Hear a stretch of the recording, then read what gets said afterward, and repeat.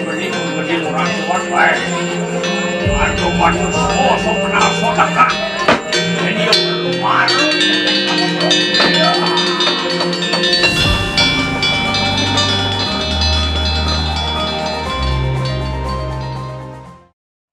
Om Swastiastu, Titiang Igede Nomor Anuara SPD SSN MSI MAG sebagai budayawan Kota Denpasar, lebih profesionalitas yang sudah diberikan oleh Wali Kota Denpasar adalah sebuah piagam kerti budaya selaku seniman dalang Kota Denpasar.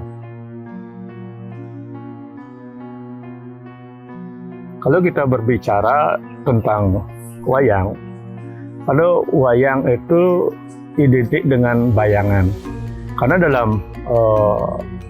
teori atau dalam buku Pengantar Pedalangan 2 itu ada sinonim konsonan yang bergerak, ada bayang, ada dayang, ada wayang, ada layang. Nah, ini semua bayang itu adalah bayangan, sedangkan dayang itu adalah bergerak, layang itu mengambang, dan ada doyong bergeser. Ini kita bermain wayang itu sendiri adalah suatu bayangan yang bergerak dan bergoyang. Makanya semua bentuk wayang itu pasti ada gerakan dan goyangan.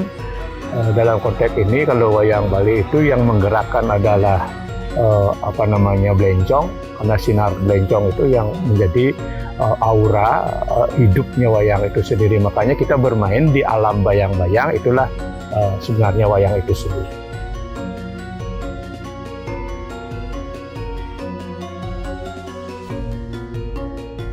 Kalau kita berbicara dengan fungsi wayang, ini lebih kepada kapan wayang itu menjadi wali, kapan wayang itu menjadi wawali.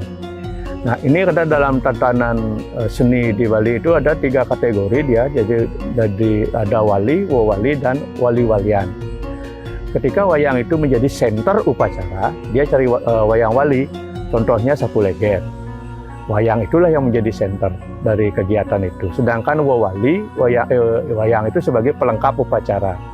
Sedangkan wali-walian, wayang itu kan berfungsi sebagai hiburan.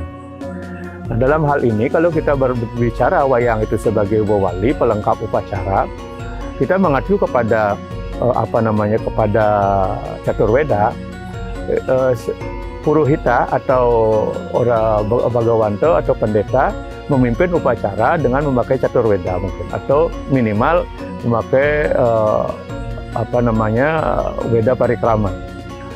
Nah, masyarakat yang tidak mengerti tentang ucapan atau syair-syair Weda yang dilantunkan oleh Sulingge atau orang suci ketika memimpin upacara, nah ini ditransformasi dalam bahasa wayang. Nah, kalau kita berbicara wayang ini, makanya dari Weda turunlah dia menjadi Itiasa. Nah, di Itiasa itu pasti memuat Mahabharata Ramayana. Andai kata tidak juga mengerti dengan bahasa wayang, dia akan diturunkan lagi untuk bahasa yang lebih mudah, nanti dia turun ke Purana yaitu topeng.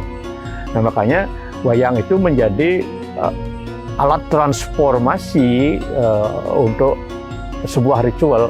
Nah, di sinilah ritual apa ini, apa fungsinya, dan apa properti yang dilibatkan. Nah, inilah seorang dalang mengemas semua itu dalam seni pertunjukan wayang itu sendiri.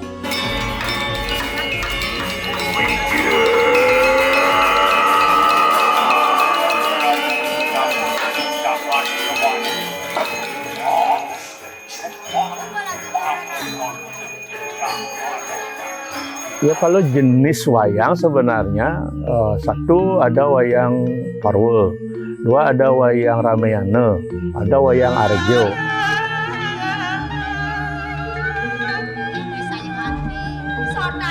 Wayang Cupa, lah itu wayang Gabuh.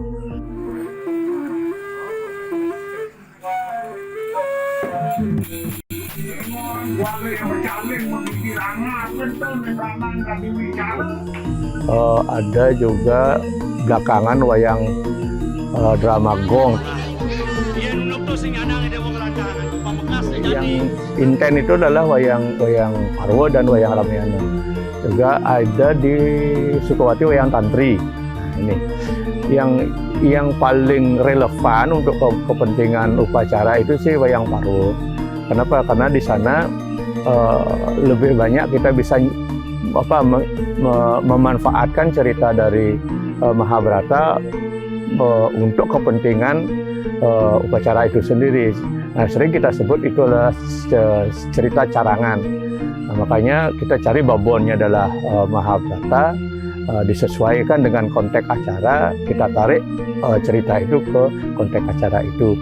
Makanya yang paling ini adalah wayang Parwo itu. Sedangkan yang lain mungkin wayang Cupa itu lebih kepada nanti kepada spiritual kewisesan.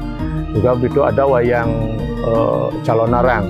Nah, ini lebih kewisesan kepada mistis-mistis dia.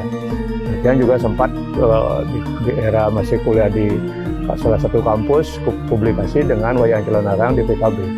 Nah, inilah makanya dapat kita kategorikan ada wayang Parwo, ada Ramayana, ada wayang Cupa, ada wayang Harjo, ada wayang Tantri, ada wayang Calonarang.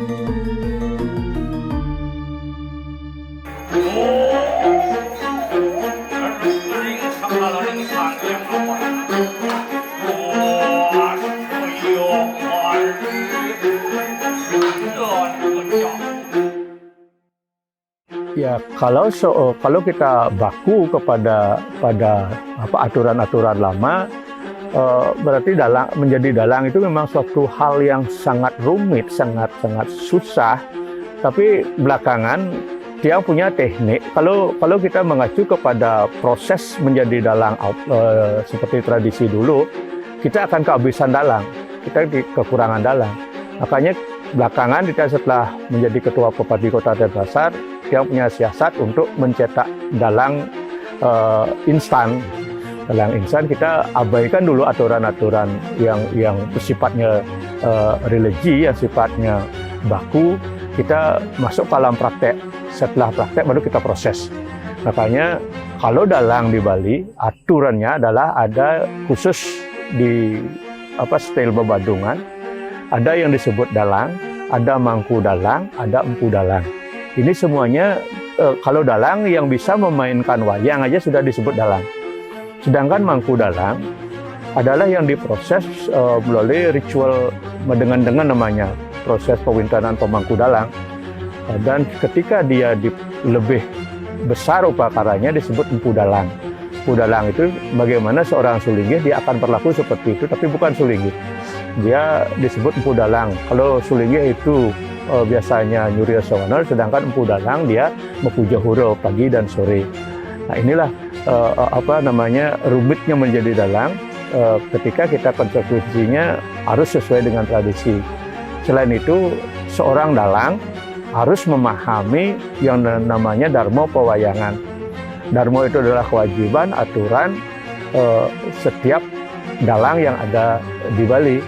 Bagaimana tata busana, bagaimana tata bicara, bagaimana tata lungguh, etika duduk, semuanya ada diatur dalam Dharma Pewayangan. Sedangkan ketika berangkat mantranya seperti apa, setelah sampai di tempat orang seperti apa, banyak aturan-aturan itu. Kalau itu kita konsekuensi dengan itu, kita akan kehabisan dalang. Makanya itu nomor 2 kita pakai. Setelah dalang itu jadi bisa memainkan wayang, baru kita masukkan tahapan-tahapan Dharma Pewayangan itu untuk dalang.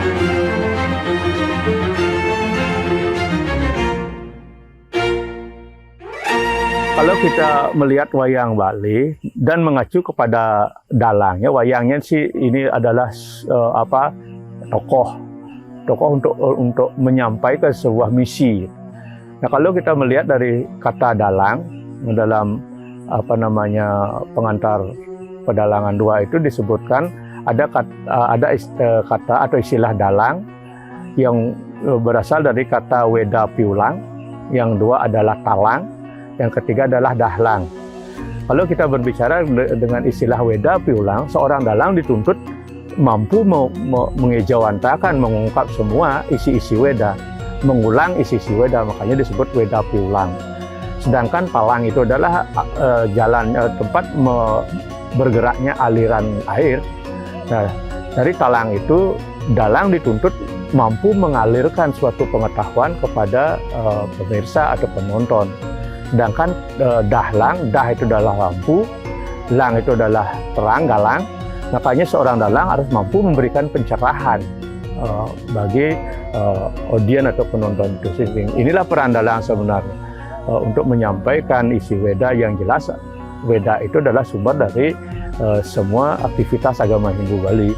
Makanya inilah seorang dalang harus mampu mengejawantakan isi-isi Weda itu. Itulah yang menyebabkan dia itu disebut dalang atau Weda Piulang.